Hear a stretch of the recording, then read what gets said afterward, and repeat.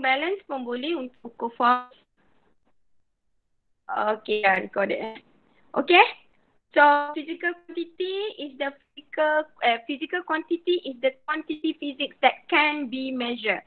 So maksud can be measured bermakna we can use measurement instrument. Okay, for example length.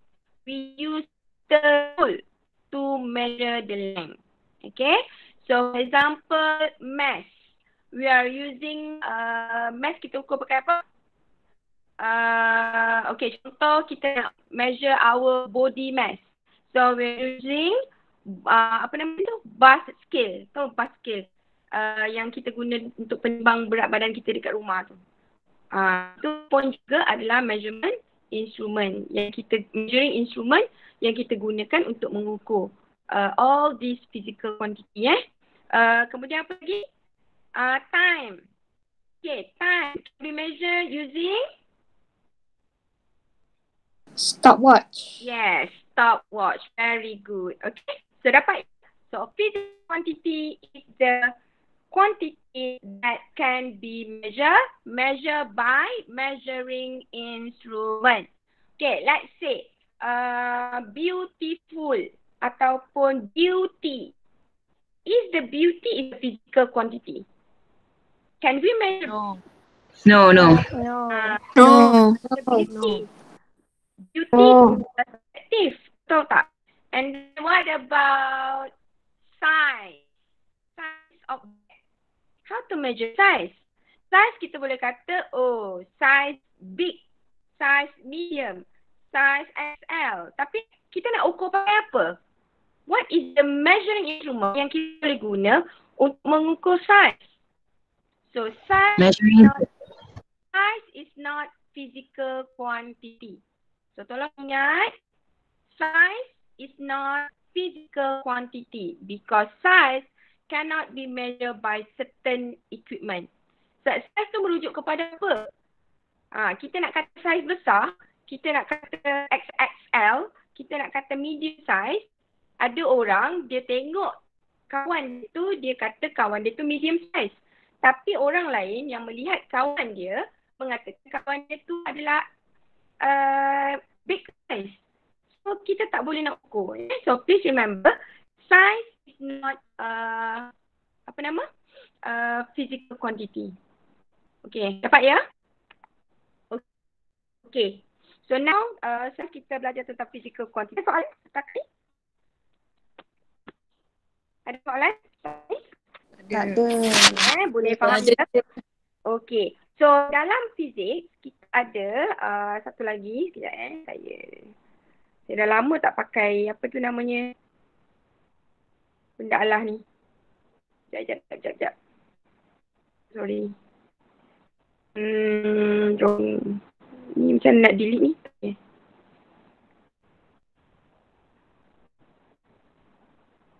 Saya dah lama tak pakai benda ni, dah lupa. Okay, kejap.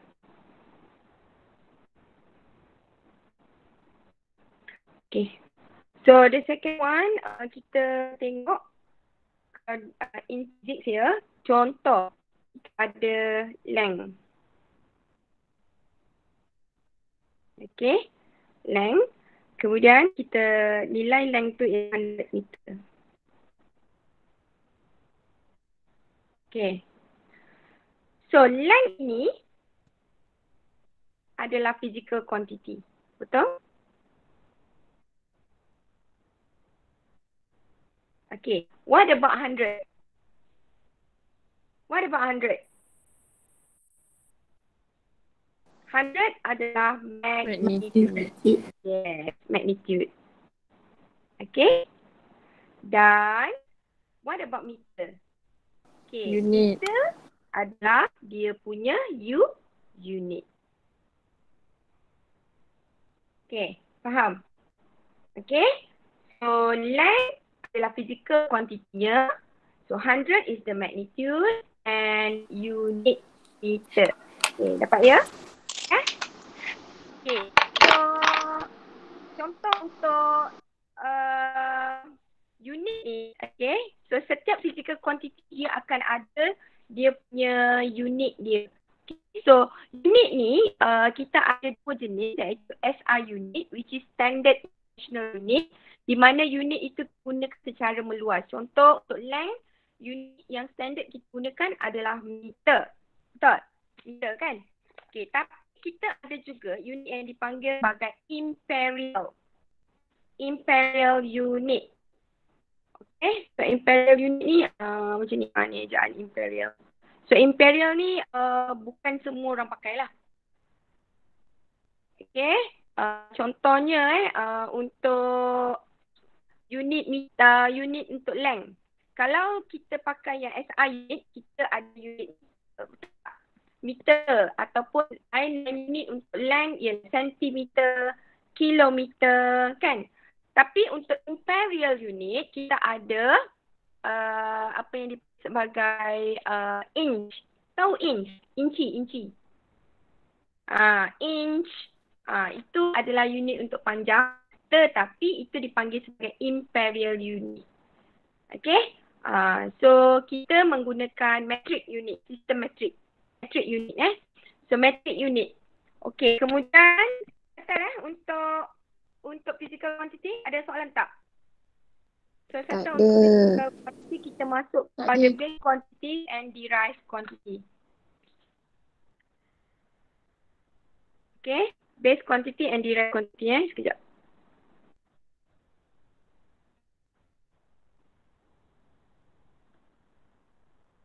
Okay.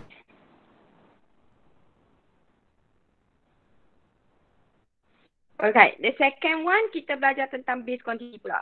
Okay, base quantity.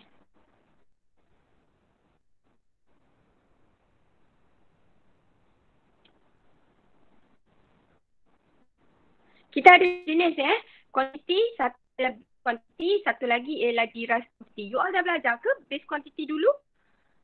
Dekat lower form ada belajar tak pasal base quantity? Okay. So what is base quantity? Kalau dalam bahasa Melayu, base quantity is the quantity asas. Tadi kita dah belajar pasal physical quantity, which is quantity yang boleh diukur. You pun dah bagi tadi length, you dah bagi tadi mass, you dah bagi time, you dah bagi temperature, electric current kan. Kita tadi ada sepatutnya ada lagi intensity of light, kemudian amount of substance. So itu semua adalah physical quantity. So physical quantity tadi tu kita boleh pecahkan kepada dua, which is base quantity and derived quantity. So what is base quantity? Okay. So base quantity is the physical quantity that cannot be derived from other physical quantity. Okay. Base quantity adalah kuantiti yang tidak boleh diterbitkan dari mana-mana physical quantity yang lain. Okay. Base quantity cannot be derived.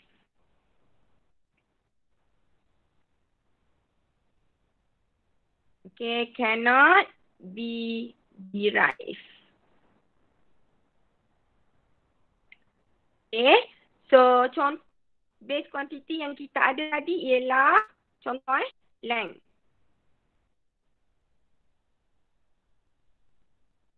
Okay, length. Kita boleh terbitkan tak length daripada mana-mana physical quantity untuk menghasilkan length? Tak boleh, betul tak? Kalau area luas, kita boleh terbitkan tak? Kita boleh dapat luas tu daripada apa? Base time length. Panjang kali lebar. Yes. Length time width. Betul tak? Nampak tak? So, kita boleh terbitkan area itu dengan menggabungkan physical quantity yang lain. Contohnya, quantity dia adalah length digabungkan dengan width. Faham tak? Itu dipanggil sebagai derived quantity. Sebab kita boleh hasilkan dia, kita boleh terbitkan dia dengan menggabungkan daripada other physical quantity. Itu adalah derived. Tapi untuk base quantity, dia cannot derive from other physical quantity. Contoh adalah length. Kita tak boleh nak derive length daripada combination other physical quantity. Faham? So, kita ada 6 base quantity yang you perlu tahu. Okay. So apa dia base quantity yang you perlu tahu? Ada 6. Ada tak yang dah tahu? Kalau you tengok dekat muka tu. Apa dia? Selain daripada length. Math. Yes. Time. And Amount of substance. Ya, betul. So kita ada banyak Kita ada 6 sebenarnya. So, yang kita ada length. Okay, lepas tu kita ada mass. Okay, lepas tu kita ada time. Kita ada temperature.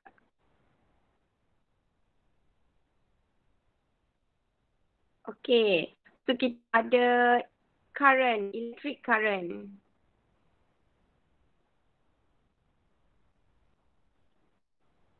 Okay, kemudian kita intensity.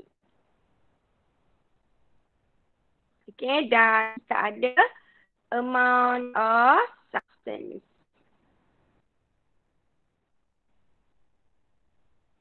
Okay. Alright, so ini ialah semua base quantity yang you perlu tahu. Okay, kalau macam length, mass, time, temperature, electric current, kita dah biasa jumpa. Betul? Tapi untuk intensity, kecerahan. Intensity ni kita unitnya adalah kandela. Kandela. Ni ialah benda baru yang masuk dalam syllabus kita lah. Okay, kemudian amount of substance. Amount of substance ni unitnya ialah mole. You dah belajar dalam kimia nanti. Belum belajar, baru nak belajar kan. Amount of substance tu mole. Itu nanti you akan belajar dalam kimia. Okay? So boleh ingat ke-6 base quantity ni? So semua 6 physical quantity ini cannot be derived from other physical quantity. Okay, boleh Dia berdiri dengan sendiri. Masa. Macam mana kita nak terbitkan masa? Tak boleh. Masa tu wujud masa tu physical quantity masa itu wujud dengan sendiri, dia tak ada combination from other physical quantity yang lain. Okay, so itu ialah base quantity. Okay, so you kena tahu untuk quantity fizik ini you kena tahu simbol dia. Okay, so now you tengok simbol untuk length. Simbol untuk physical quantity length kita biasa tulis sebagai L. Length. Boleh nampak tak? Boleh nampak tak? Keluar ke tak dekat skrin tu? Length. Okay. Mass. Simbol dia ialah M. Lambat sikit keluar pada skrin Okay. Mass. Ingat bila kita belajar tentang fizik ni kan, sometimes kan you tulis M. So bila you tulis M saja kita tahu bahawa simbol M itu merujuk kepada mass. Okay. Time. Simbol untuk time adalah small t. Okay. Temperature. Simbol untuk temperature adalah T besar. Okay. Electric current simbolnya adalah I besar. Okay. Intensity. Simbol dia adalah I. Lepas tu ada V kecil sebelah dia. Dan amount of substance, simbol dia adalah N kecil. Okay? Dapat tak? So all these symbols you kena tahu. Dalam fizik kita memang banyak bermain dengan physical quantity dan juga banyak bermain dengan simbol-simbol ni. Itu belum masuk lagi unit. Nanti unit dia ada meter per second, meter square, meter per second, meter per second. So many. Okay. So you kena, sebenarnya fizik ni is very fun. Very fun dan sangat senang sebenarnya kalau berbanding dengan biology, chemistry, maths. So sebenarnya dia sangat-sangat menarik because dia berkaitan dengan kita punya daily life. Natural fenomena yang berlaku sekarang dekat persekitaran, macam mana kejadian pelangi terhasil. Okay, apa lagi yang berkaitan dengan fenomena semula jadi, semuanya boleh dijelaskan oleh fizik. Okay, so ini ialah base quantity dan you kena tahulah dia punya simbol-simbol. Okay, kemudian selepas you tahu dia punya simbol, you kena tahu pula dia punya unit. Okay, contoh length. Unit dia ada banyak. Kita ada meter, kita ada sentimeter, kita ada kilometer. Betul? So, itu adalah unit dia. Tetapi kita ada satu unit yang dipanggil sebagai standard unit. Contoh untuk length, unit standard dia bukan sentimeter. Dia adalah meter. Jadi kalau meter, simbol meter ialah M kecil. So sama juga, unit dia ada dia punya simbol. So kilometer, simbol untuk kilometer km. Faham? Boleh ke tak ni? Terima ke tak ni? Boleh. So tahulah benda-benda tu semua So, SI unit nanti kita akan go through satu persatu. Contoh macam mass. Mass kita ada kilogram and gram. Betul tak? Mass. Kita ada gram and kilogram. Betul tak? Betul. Okay. Unit standard yang kita dah untuk mass adalah kilogram. Okay. Kilogram is the standard unitnya. Okay. Di mana simbol untuk kilogram is kg. Kg tu simbol dia. Perkataan kilogram itu adalah unit dia. Okay, boleh dapat? Okay, macam physical quantity mass. Mass, M-A-S-S. Mass, itu adalah physical quantity dia. M kecil itu adalah simbol dia. Dapat? Okay. Manakala kilogram. Kilogram adalah dia punya unit untuk mass. Dan kg. Kg adalah dia punya simbol untuk unit tersebut. Boleh Okay. Time. T-I-M-E. Time. Time itu ialah physical quantity. Betul? Simbol untuk physical quantity time ialah? T. Clear. Betul. Okay. Unit untuk time. Kita ada banyak. Apa contoh unit untuk time? Second. Minute. Hour. Day. Days. Years. Betul tak?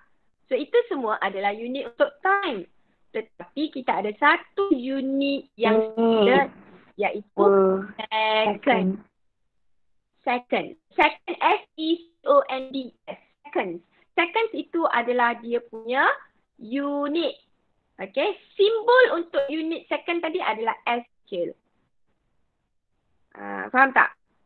10 second. S kecil. S tu merujuk kepada second. Hanya 10 second. Nampak? So you kena tahu dia punya physical quantity, the symbol of the physical quantity. Kemudian you kena tahu the unit of the physical quantity. Kemudian you kena tahu the symbol of the unit. Okay? Boleh ya? Boleh dapat ya? Okay, very good. Ada apa-apa sekarang setakat ni nak tanya? Tak ada. Okay, clear Alright, very good. Okay.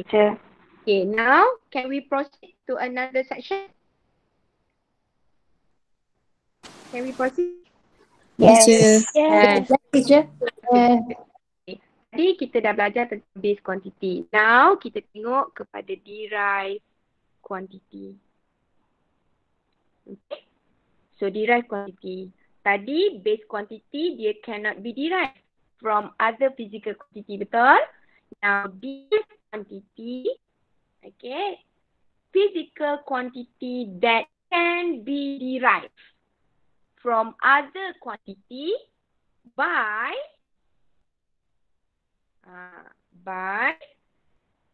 combination of base quantity. Okay, dia adalah dikombinasi. Okay, by combination of base quantity.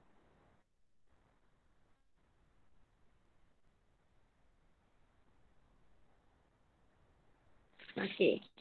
So derived quantity ini adalah physical quantity that can be derived by combination of base quantity. So, apa yang dimaksudkan dengan combination? Okay, untuk menghasilkan derived quantity tadi, saya dah bagi contoh tadi derived quantity adalah area. Kan? area tu, dia dapat area tu adalah daripada combination length dan juga width. Betul tak? Width tu juga adalah length sebenarnya. Cuma kita panggil sebagai lebar width. Nampak? Dia combine pada base quantity. Okey. Apa maksud combination? Combination adalah cara dia nak terbitkan tu. Okey. Combination ni bermaksud dia adalah pendaraban. Okey. Multiply. Okey. Atau divide. Bahagi atau both.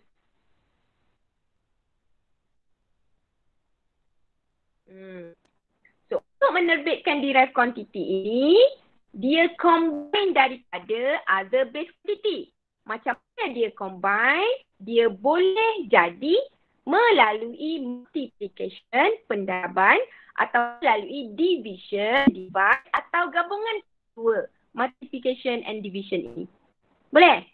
Okay, saya bagi contoh. Okay, saya bagi contoh untuk,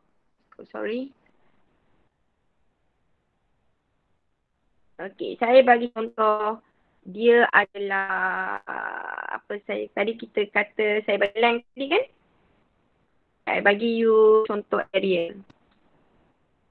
Ini area adalah contoh untuk derived quantity. Okay, so simbol untuk area adalah A. Kan? Okay, unit untuk area adalah meter square. So simbol untuk area adalah meter square. Okay, so bagaimana area ini diterbitkan? Okay, so area datang daripada length. Okay, apa operasi dia untuk menerbit area? Multiply. Betul tak? Dengan length.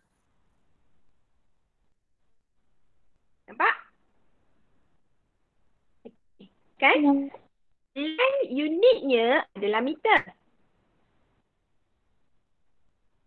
Jarak pula dengan meter. So, unit yang you dapat adalah meter square. Okay? So, itulah unit untuk area. Faham tak? Okay. Faham. Faham, teacher. Faham, teacher. Contoh untuk derived quantity? Contoh lain untuk derived quantity? Volume. Volume. Very good. Volume. Okay, kita tengok. Volume. Okay. Volume. Okay, simbol volume adalah V. Unit volume ialah meter cube. Okay, betul? So, dia diterbitkan daripada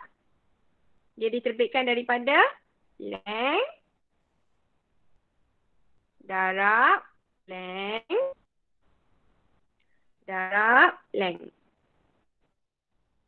Okay, so unit untuk length meter, darab meter, betul? So, unit kita akan dapat adalah meter cube. Faham? Okay. Ini sangat. What about density? Density itu ialah derived quantity tau? Ya. Ya. Mana nak terbitkan density itu daripada base quantity? Anyone? Density. Mass times length. Okay, sebelum tu density simbolnya ialah rho. Okay, unitnya adalah kg per meter cube. Betul?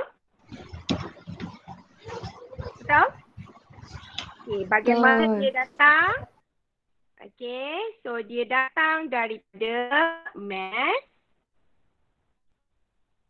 divide by meter cube kan? Length darab length darab length. Tak? So length darab length ni adalah volume. Betul tak? So actually dia adalah mass over volume. Betul? Jadi mass kita tahu dia adalah kg. Okay, so yang di mass length meter. So kita akan dapat unitnya adalah kilogram per meter cube. Okay, nampak? Boleh? Boleh ke?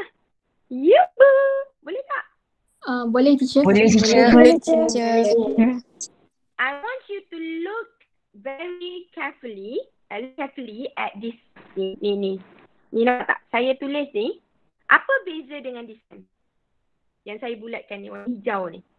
Apa beza dia? Sama tak bendanya tu? Satu. Dia ada negatif 3. Ya, kilogram per meter cube. Satu lagi ialah kilogram meter. Kan, nampak tak? Dia tak ada per. Saya hilangkan division dia, saya naikkan kuasa 3 jadi negatif. So, masalah tak yang ni? Ini boleh faham Boleh kan? You tahu kan macam mana? Boleh. Boleh. Teacher. Kan, contoh lagi satu ialah meter per second. Jadi meter per second kuasa 1. Kan? Sama tak? Meter per second. Sama. Sama. Boleh ya? Okay? Faham ya? Baik. So, untuk derive quantity kita ada sangat banyak. Kalau kita tengok dekat modul you, kita ada volume, kita ada velocity, kita ada acceleration, kita ada momentum, kita ada pressure, kita ada electrical charge. So many derived quantity. So yang itu you better check out at your module. Okay, so dalam modul semua tu ada. So, dia siap pecahkan kepada dia punya formula. Macam mana nak terbitkan dia. Apakah physical quantity yang menggabungkan base quantity untuk wujudkan derived quantity. Okay, so itu you boleh refer to your module. Okay, ada soalan tak start ni? No, teacher. Tak ada. Tak ada. Pandai for S, for F and for B Teacher, ni. teacher. Yes.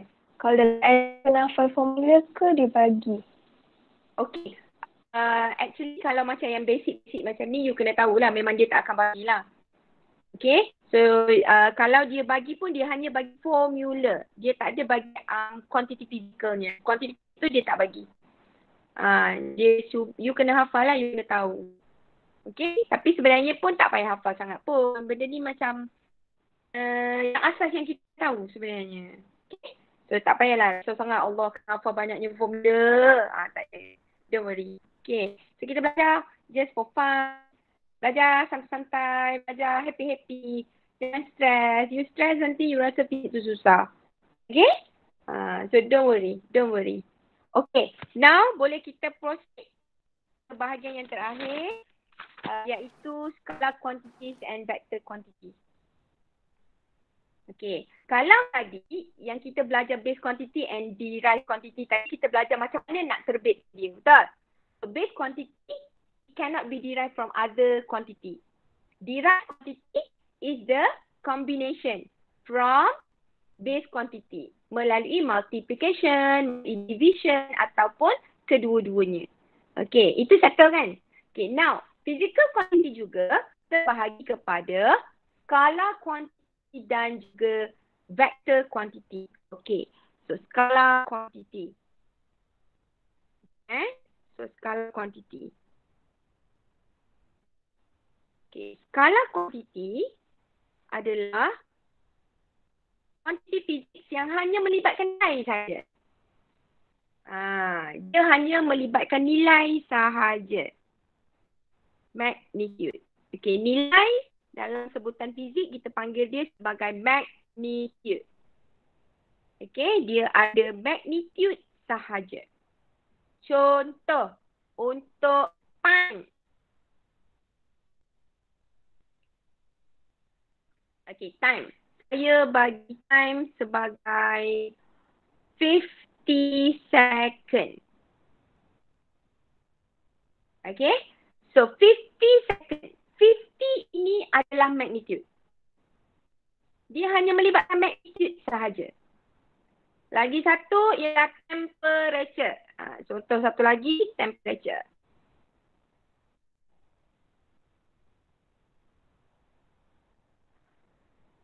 Okay, temperature. Okay, saya bagi temperature tu 25 Kelvin contoh 25 Kelvin. So 25 ini adalah magnitude sahaja. Faham? So skala kuantiti adalah physical quantity yang melibatkan magnitude sahaja, nilai. Okay, faham? Contoh lagi jisim, mass. 50 kilo. Dia melibatkan nilai saja, betul? 50 kg. So dia hanya melibatkan nilai. Kemudian kita ada 100 kilometer. Dia hanya melibatkan nilai 100. So nilai saja yang terlibat. Itu adalah skala kuantiti. Boleh ya? Okay, now kita masuk kepada vector quantity. Vector quantity ni quite challenging.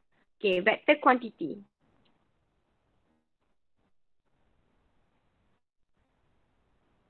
Okay, so untuk vector quantity, dia melibatkan physical quantity yang melibatkan magnitude. Magnitude and direction.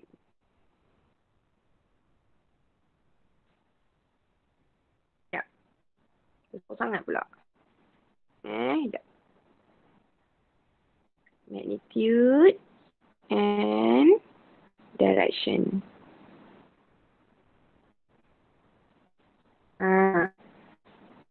Vector quantity adalah physical quantity involve magnitude and direction. Contoh, okay, yang physical quantity yang melibatkan arah. Contohnya, displacement. Apa itu displacement?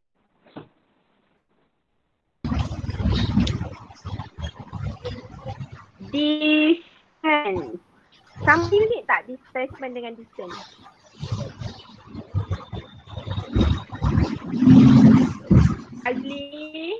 Fazli apa? Bunyi macam awak menyelam dalam laut.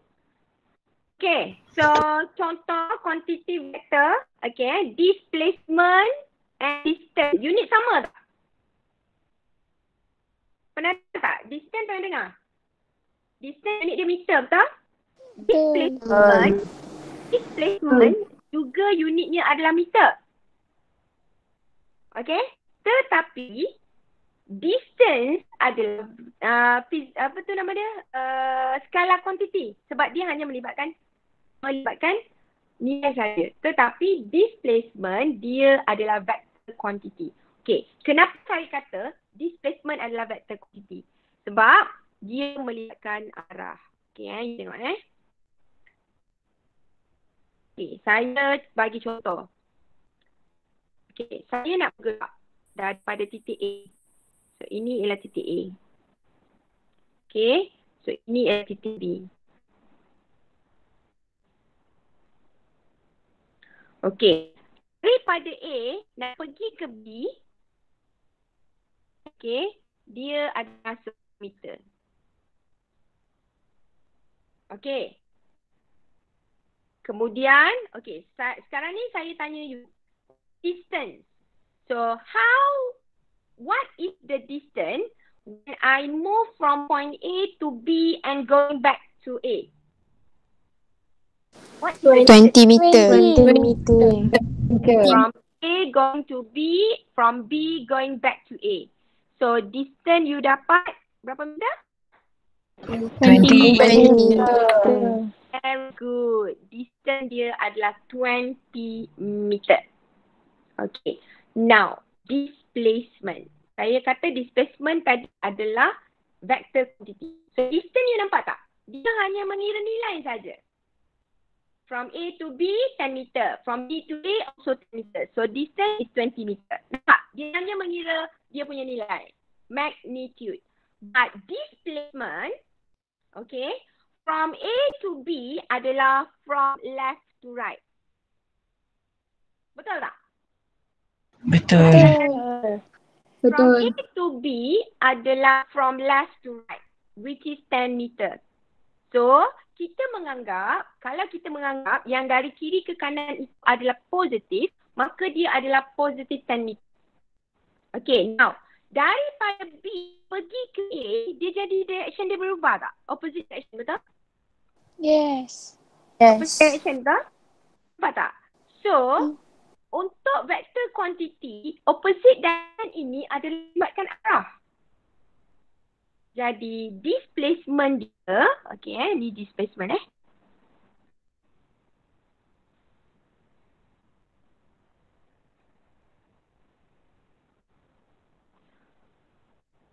Okay, displacement dia yang tadi daripada A ke B 10 meter, betul? Tambah, tapi dari B ke A adalah opposite direction, so negatif. Nampak tak? Nampak kenapa dia negatif? Nampak. Sebab, Sebab apa? Sebab apa? Sebab dia patah balik. dia patah balik, so from right to left. Yes. Displacement ni dia mengambil kira direction tak? Dia mengambil kira direction tak? Displacement ni. Ambil teacher. Dia bukan sekadar magnitude sahaja. Dia kira sekali direction. Kalau direction itu berubah, maka dia akan jadi simbol negatif. Faham tak? Jadi berapa displacement dari A ke B balik ke A? Apa Negatif displacement 10. Apa pula negatif 20. 0.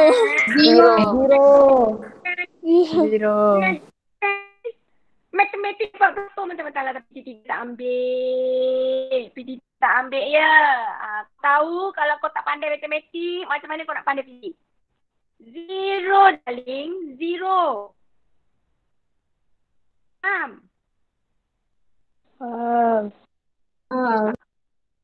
0 meter. So this why kita kata vector quantity dia bukan hanya melibatkan magnitude tetapi mengambil kira direction. Faham? Faham teacher. Kalau distance tadi dari A pergi ke B 10 meter. B balik A juga 10 meter. Dia tak peduli pun pasal direction. Dapatlah distance dia 20 meter. Okay. Sebab distance adalah skala kuantiti. Okay. Bila displacement adalah vector quantity. Jadi dia mengambil kira direction. So daripada A ke B adalah positif. Sebab dari kiri ke kanan. Kita anggap macam itulah. Okay. Kemudian dari B balik ke A opposite direction. Jadi dia tak sama nilai. 10 tak sama nilai dengan negatif 10. Jadi bila you total up displacement itu, you dapat 0 meter. Faham? Okay. So kita ada banyak quantity physics yang melibatkan vector quantity. Contohnya adalah velocity. Velocity vector. Speed. Speed adalah skala. Okay. Saya bagi lagi contoh Speed adalah skala. Velocity adalah vector. Unit sama, meter per second. Unit sama, meter per second. Speed datang daripada length bahagi, speed datang daripada distance bahagi time. Distance. Distance bahagi time. Betul tak? Speed. Jarak bahagi masa.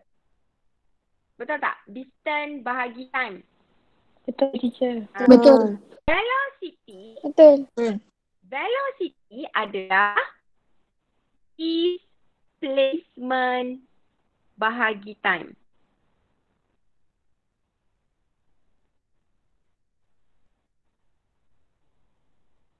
Itu datang velocity. Nampak? Speed, distance bahagi time. Distance adalah skala kuantiti. Velocity adalah displacement bahagi time. Displacement adalah vector kuantiti. Walaupun kedua-dua ini, speed and velocity unitnya adalah sama. Meter per second. Unitnya sama. Tetapi berbeza.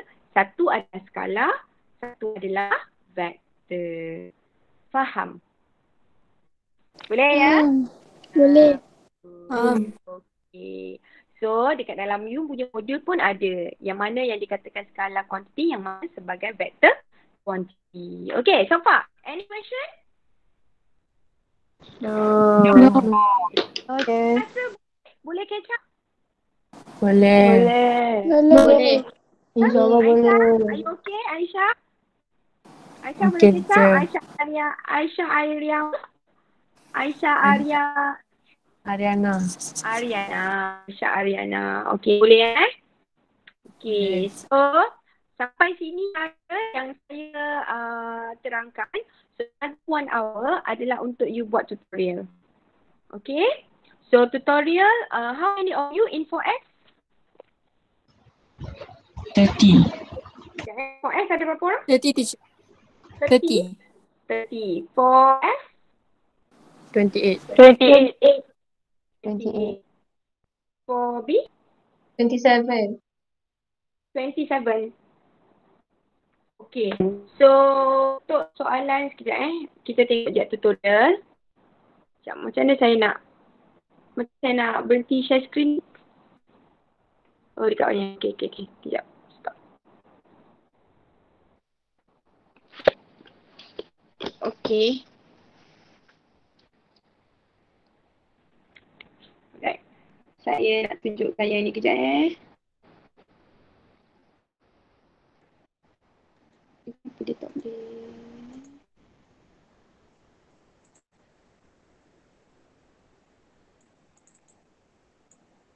Laptop saya ni tak boleh share screen ke?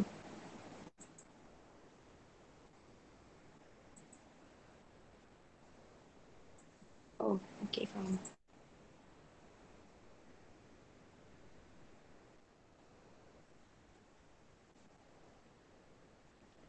Okay, kejap saya tunjukkan modul. Okay, boleh nampak? Nampak? Okay, boleh. Ini yang kita belajar tadi tu lah. Okay, so yang ini ialah base quantity, symbol of the quantity, SI unit dia, symbol of the unit. Okay, boleh nampak kan? Okay, kemudian kita belajar juga tadi adalah derive quantity. Ni. You boleh nampak saya punya mouse ke? Mouse saya bergerak. Ada tak nampak? Nampak. Okay, so ini ialah direct quantity yang kita belajar. Okay, kemudian kita ada belajar ini macam mana kita dapatkan apa tu combination tadi untuk direct quantity. Ini pun boleh buat juga So, modul ni macam ni modul ni saya nak yang mana macam ni kan. Ni example 1, yang ada example ni you all kena buat ya. Okay, so example 1 ni kena buat. Okay, example 2 pun sama, kena buat. Okay, dia ada 2 example saja, example 1 dan example 2. Okay, lepas tu kita belajar tadi pasal skala and vector quantity, ini pun saya dah cover tadi. So now this is the tutorial. Okay, so tutorial dia, kita ada objective question. Kita ada apa objective question? Okay, so kita ada objective question dia ada 31. So ada 31 soalan. 31 bagi 8 berapa? Aduh.